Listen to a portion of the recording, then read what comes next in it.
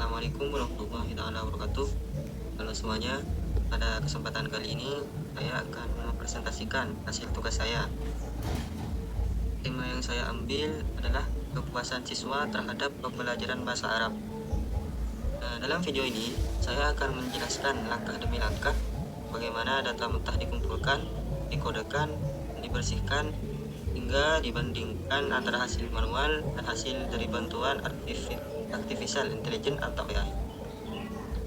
Tujuannya bukan hanya untuk membersihkan data, tapi juga memahami bagaimana teknologi dapat membantu proses penelitian dengan lebih efisien dan akurat. Langkah pertama adalah menyiapkan data mentah. Nah, seperti ini data mentahnya. Data ini saya buat secara simulasi di Excel seolah-olah berasal dari hasil angket online menggunakan Google Form. Data ini berisi 10 responden dan 5 variabel, yaitu nama, jenis kelamin, pendidikan, kepuasan belajar, umur. Contohnya ada siswa bernama Ahmad, jenis kelaminnya laki-laki, pendidikannya SMA, kepuasan belajarnya puas dan umurnya 17 tahun.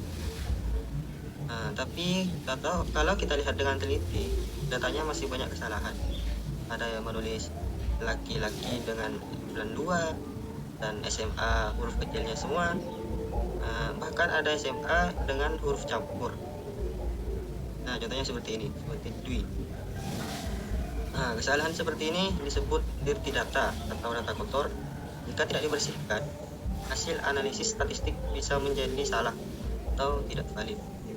Maka dari itu, data ini perlu dikelola terlebih dahulu agar rapi dan siap dianalisis. Nah, langkah kedua setelah data mentah disiapkan, langkah kedua adalah melakukan coding atau pengkodean. Coding dilakukan untuk mengubah data teks menjadi angka supaya bisa diolah secara statistik.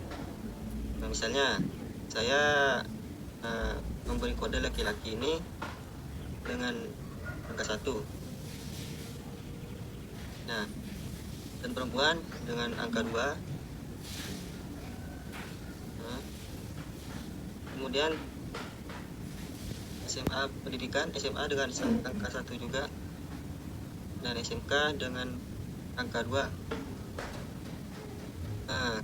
Kemudian kepuasan belajar saya kasih kode angka 4, dimulai diurut dari yang sangat puas sampai ke tidak puas.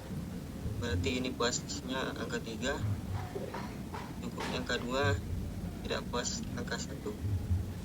Nah, seperti itu. Nah, dengan begitu, data yang tadinya beragam tulisan berubah menjadi format angka yang seragam dan lebih mudah dibaca. Nah, proses ini juga membantu mendeteksi jika ada nilai yang tidak logis atau tidak sesuai kategori.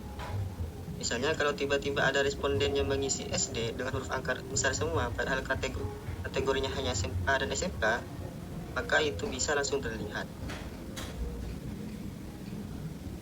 Nah, sekarang langkah ketiga. Langkah ketiga adalah melakukan data cleaning atau pembersihan data secara manual. Dalam tahap ini, saya membuka lembar Excel satu persatu untuk memastikan setiap penulisan sudah benar. Misalnya, saya mengganti semua huruf SMA kecil ini menjadi huruf SMA semua, sama seperti nomor 2 ini.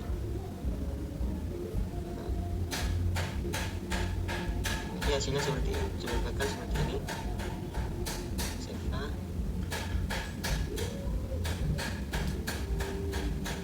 Ini saya jadikan huruf besar semua.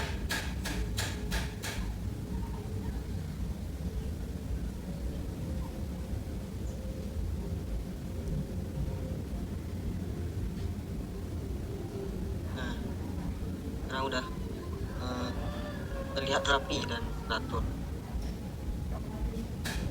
Dan memperbaiki tulisan laki-laki jadi tulisan yang seperti nomor 1 ini.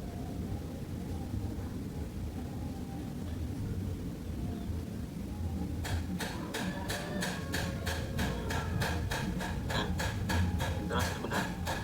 Dan menyeragamkan perempuan menjadi perempuan dengan huruf besar depannya.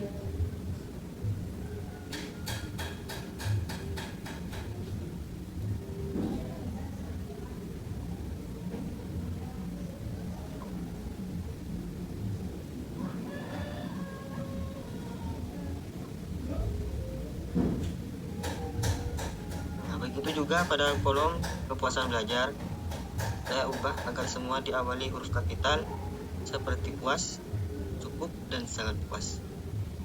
Nah, yang ini saya ubah semuanya jadi huruf kapital.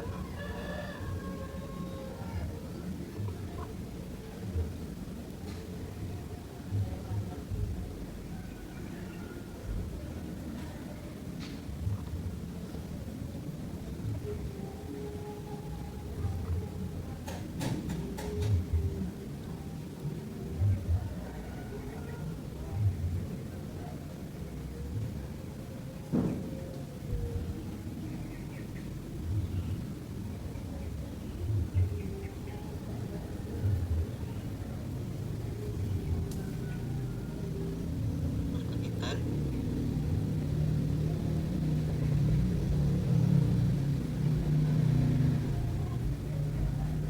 Kapital bukannya.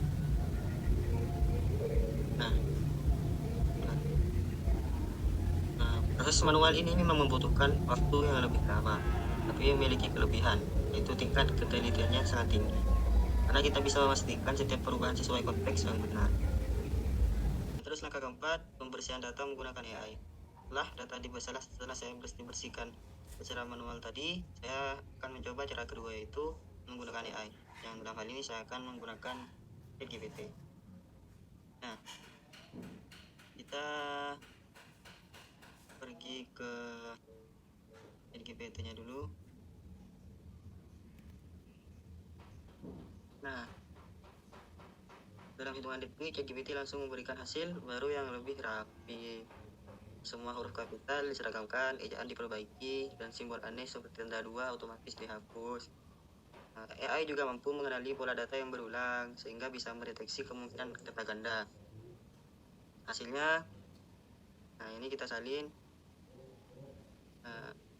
untuk diperiksa ulang. Setelah dua metode selesai, saya membandingkan hasil pembersihan data secara manual dan menggunakan AI. Dari segi waktu jelas AI jauh lebih cepat. Namun dari segi ketelitian, metode manual masih unggul. Karena kita bisa mengecek konteks data yang mungkin tidak dipahami oleh AI. Misalnya AI bisa saja menghapus data yang dianggap duplikat, padahal sebenarnya berbeda. Seperti dua siswa bernama sama tapi memiliki unsur berbeda. Paham kan? Karena itu, kombinasi antara AI dan pemeriksaan manual adalah pilihan terbaik. Setelah semua proses dilakukan, hasil data yang bersih terlihat jauh lebih rapi dan seragam. Semua kolom sudah memiliki format yang konsisten, tidak ada simbol aneh, dan penulisan sudah sesuai kaidah. Dengan kondisi ini, data sudah siap untuk tahap analisis statistik seperti perhitungan rata-rata kepuasan belajar atau pengelompokan berdasarkan jenis kelamin dan jenjang pendidikan.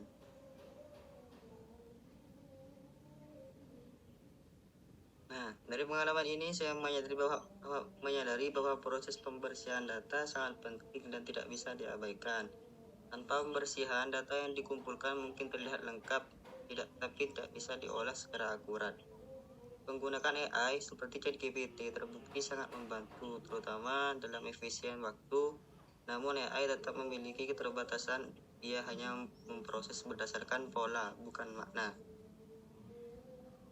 Nah, kesimpulannya proses manajemen dan pembersihan data tidak hanya soal merapikan tabel, tapi juga memastikan bahwa setiap data memiliki makna yang benar dan dapat dipertanggungjawabkan secara ilmiah. AI tools seperti ChatGPT adalah solusi modern yang sangat efektif untuk mempercepat pekerjaan, tetapi hasilnya tetap harus disertai analisis dan penilaian manusia. Nah, jadi sinergi antara kemampuan manusia dan kecerdasan buatan adalah kunci keberhasilan dalam pengelolaan data di era digital ini. Sekian presentasi saya tentang manajemen dan pembersihan data. Terima kasih atas perhatiannya. Assalamualaikum warahmatullahi wabarakatuh.